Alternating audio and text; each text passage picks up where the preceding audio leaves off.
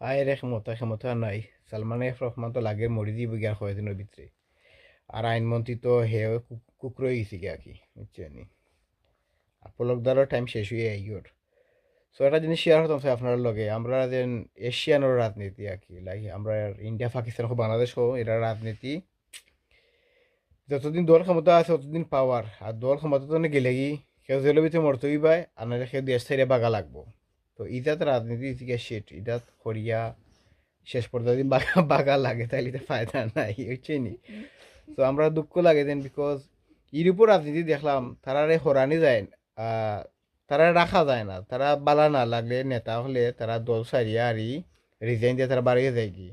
আর আমরা বাংলাদেশও মাইরিয়াও হরানি যায় না, দল যেতদিন ক্ষমতা আছে এ থাকতোই ক্ষমতা তারা মাইরিয়াও হরানি যায় না, এ বল খাওক চুরি হরতো আর দাঁড়িয়ে হরতো আর দল ক্ষমতা তো গেলে কি এ দেশ সাইডে বাগা লাগে না দিলে মরা লাগে। তো এটা রাজনীতির ফায়দা নাই।